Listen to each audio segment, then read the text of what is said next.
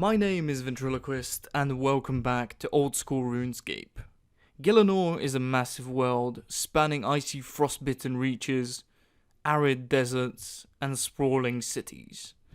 With whole ancient civilizations consumed by war and ravaged wilderness left behind, these lands hold many sites overlooked by adventurers. In this video, we will be attempting to unravel the curiosities of these lands by traversing these strange territories. Without further ado, let's begin discovering distant mysteries. For our first mysterious site, the tenuous gnomish campsite. This location can be found here to the northwest of the outpost. Once here, amongst the deeply wooded surroundings, we find a ramshackle camp, stranded in a divide between the dead rotted sentients to the south and the verdant vegetation to the north. 3 gnomes patrol here, each one's armed with a shortbow.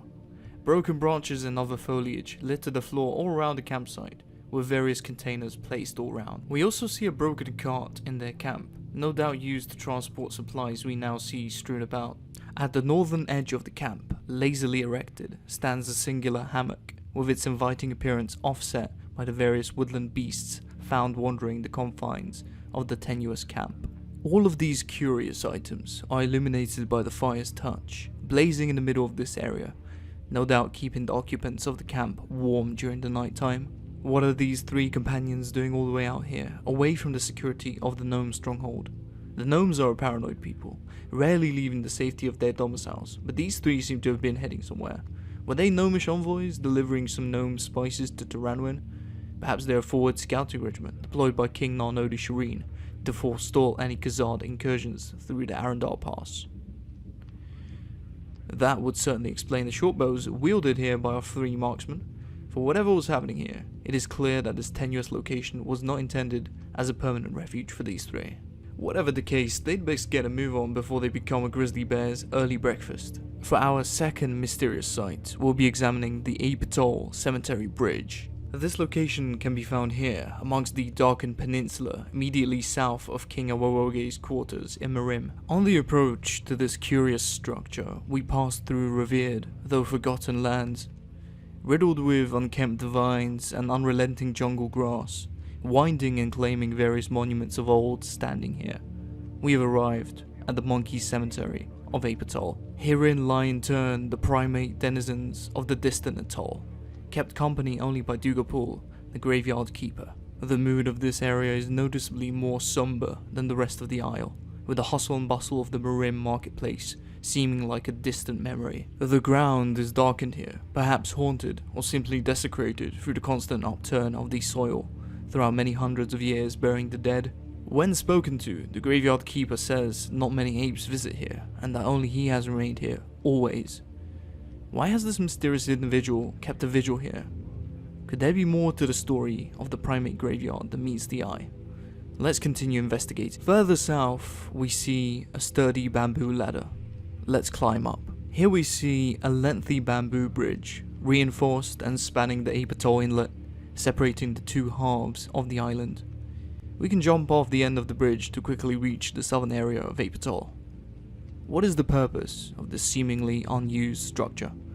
After all, Dugapul has said that the area isn't frequented by the locals. So then, what can be the ultimate purpose of this bridge? Could this serve as a secret escape route for King Awawoge and his royal guards? The atoll is no stranger to war and conspiracy, after all, with the primate lords having allied themselves with renegade gnomes, trolls and ogres in days past. If these alliances were to shatter and cause some immediate harm to befall the Ape Kingdom, King Awawoge could perhaps use this bridge to rapidly escape the island and establish a regency in exile. Whatever the case, we will never know the true purpose of this unfathomable construct. For our third mysterious location, we'll venture to the northern snowy recesses of Zaya. This location can be found at the end of a long, treacherous and winding path to the southwest of the Doors of Din.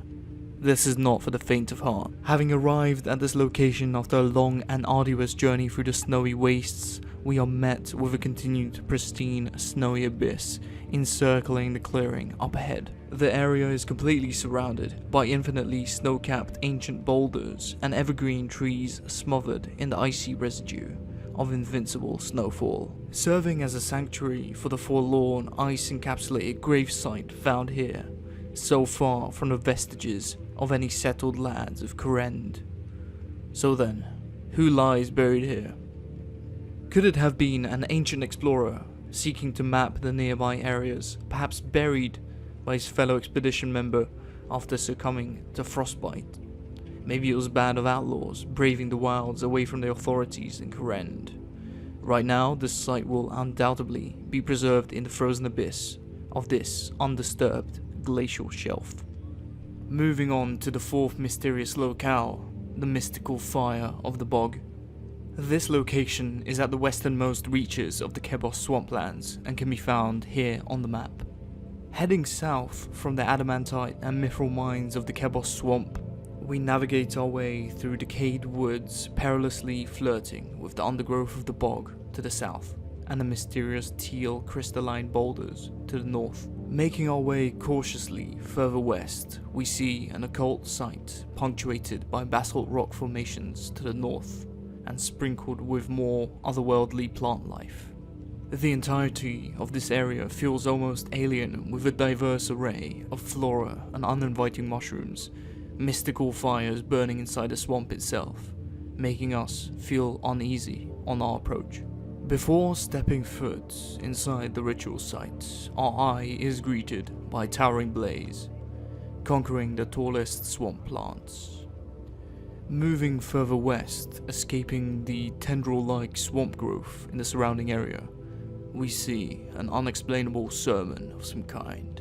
The words, uttered in a frenzied and entranced mannerism by the lizardman cleric up ahead, are not meant for the ears of mortals. Surrounded by stalwart Olmec pillars and embraced by the ritualistic circular-shaped ground, this is a most sacred site to the lizardmen. Upon closer inspection, we see the mystic Quetzalcoatl emphatically bowing in prayer, seemingly stoking the flames of the mystical fire of the bog.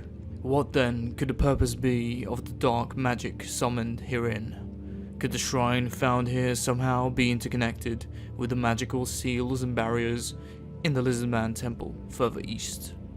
Perhaps the mystic is attempting to appease a deity of some kind. In any event, we shouldn't linger around this area, lest the flame consume us. For our fifth and final mysterious location, we have the waste pipes of the Firewatch. This can be located here, at the westernmost point of the Castle Draken wall.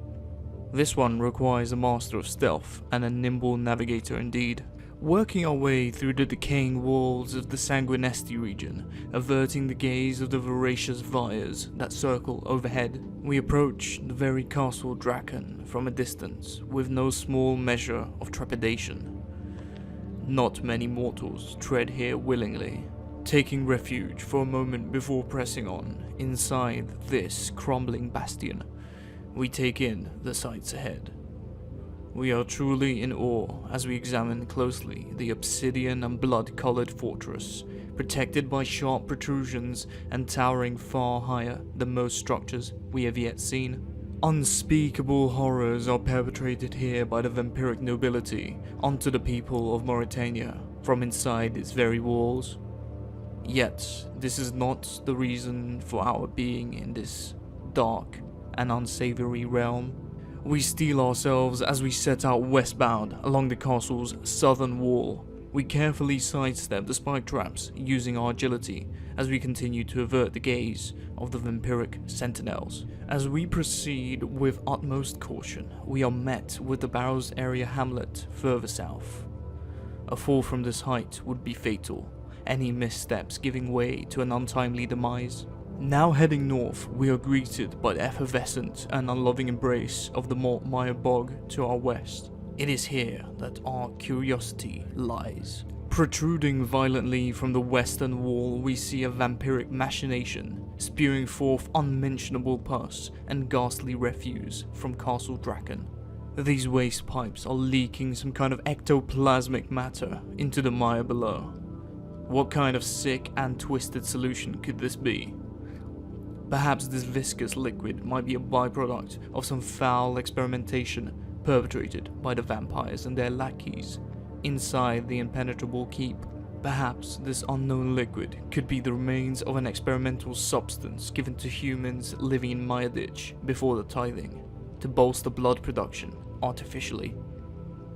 It will likely remain unbeknownst to us, as the vire's shrewd and sadistic ways remain largely sheltered from the prying eye. In any event, we should make a hasty exit. This location isn't known to accommodate unwanted loiterers. And with that, we are going to wrap up episode 1 of Discovering Distant Mysteries. I do hope you guys have enjoyed. This is not the usual format of videos I do here on the channel, but it's something new that I wanted to try. So if you did enjoy the video, please feel free to leave a comment down below, and that will help me decide if I'll continue doing this series as well. But I do hope you enjoyed the video, and I will see you very soon with some more Hardcore Iron Man uploads. Peace.